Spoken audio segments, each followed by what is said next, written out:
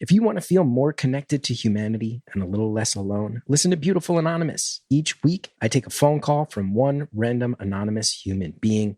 There's over 400 episodes in our back catalog. You get to feel connected to all these different people all over the world. Recent episodes include one where a lady survived a murder attempt by her own son. But then the week before that, we just talked about Star Trek. It can be anything. It's unpredictable. It's raw. It's real. Get Beautiful Anonymous wherever you listen to podcasts.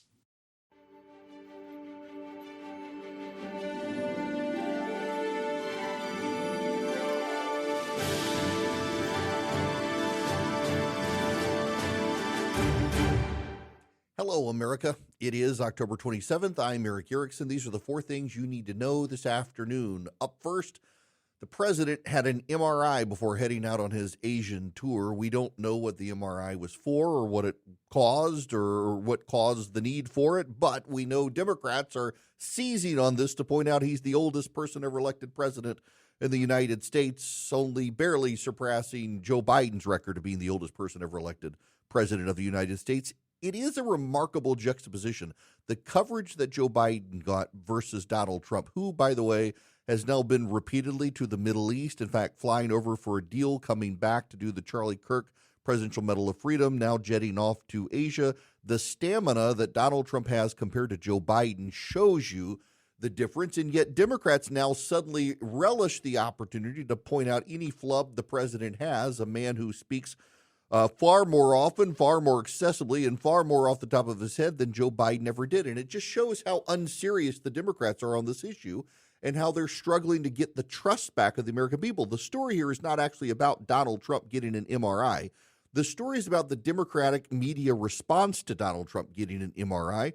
They were simply unconcerned about Joe Biden's health for 4 years and are suddenly overly concerned about Donald Trump's health, who's running circles around young reporters in terms of stamina on repeated foreign trips. There doesn't appear to be anything wrong with Donald Trump, who has remarkable energy for an almost 80-year-old man.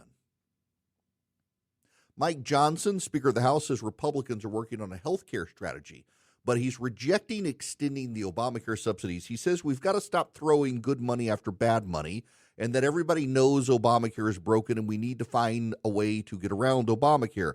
So he's got multiple committees in the House of Representatives trying to come up with a plan that could at least solve the problem. But the problem here is Obamacare. And you can't get rid of Obamacare because you have Senate Democrats who will filibuster any attempt to get rid of it. So you're going to have to find ways around this. We're pretty much locked in with Obamacare, which is driving up costs. And Republicans have thus far gotten no good answers. But not only do Republicans have no good answers, they have no method or means of passing any sorts of reforms to Obamacare. Perhaps they could with reconciliation and get another bite at that apple, but that would require getting the permission of the Senate parliamentarian, and there's no guarantee they're going to get permission from the Senate parliamentarian to do that. It's a very convoluted and complicated process to use reconciliation, but something's got to happen. More and more individuals and more small businesses can no longer afford to provide health care to employees because of the costs of Obamacare, and that is how the system was designed.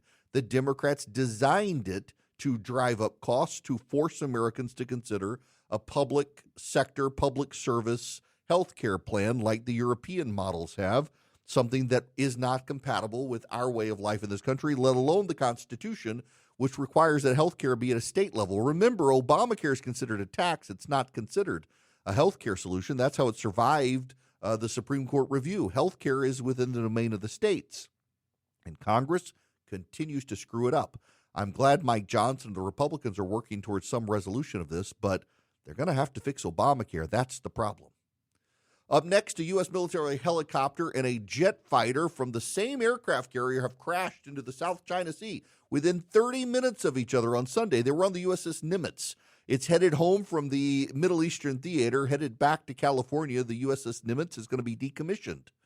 Going through the South China Sea, it's one of the most contested bodies of water on the planet right now, with the Chinese trying to extend their reach into the South China Sea and control fishing rights that have long been other nations. And we've lost a helicopter and a jet now. It is believed to be impurities in the fuel, which raise all sorts of questions and are going to provoke several investigations. Donald Trump, the president, reached aboard Air Force One, said that there's complete transparency, nothing to hide. There appear to be problems with the fuel that were used in the helicopter and the plane, but he is bothered by it himself that something like this could happen as the Nimitz heads home. And this comes after the problems on the USS Harry Truman, where there were multiple planes lost there as well. What is going on with the U.S. Navy? Lastly, Indiana Governor Mike Braun has called for a special legislative session in an attempt to redraw congressional maps to help the Republicans ahead of next year's midterm elections. The Republicans believe they could control all of Indiana's legislative seats. I believe they have 9 right now. They've got 7 right now, 2 Democratic seats. They believe they can have a total of 9 seats if they draw the lines right. The problem is they'll have to dilute some Republican seats, which, if things go badly for the Republicans due to the economy, could actually benefit the Democrats. Republicans playing with fire in redistricting, but they aim to win if they can. Texas is redistricted. North Carolina has. Missouri has. California appears to be on the verge if the voters go along with it. Louisiana, Florida, Nebraska, Kansas, Ohio, and Indiana all considering it right now. Utah is bound by a nonpartisan board that has redrawn its districts. You've now got the Virginia Democrats thinking they may try to redraw their districts, Maryland as well, New York and Illinois getting on board California's effort, possibly Colorado as well. A lot of these progressive states have outsourced to nonpartisan commissions that are going to make it more difficult to do, but they're still going to try to do it anyway to combat the Republicans. The Republicans have many more seat opportunities to gain than the Democrats, though. Going to be interesting to see how this plays out. However, there are a number of Indiana legislative Republicans who don't want to do this and think that mid-cycle redistricting before the decade is up is a bad precedent to set. And there's no guarantee that Governor Braun or President Trump can persuade these Republicans in the Indiana legislature to go along with it. A dozen Indiana Republicans in the state Senate are believed to possibly not want to go along with this. We'll see how it plays out. These are the 4 things you need to know this afternoon as you head home for work. Stay informed, stay engaged. Please keep the faith.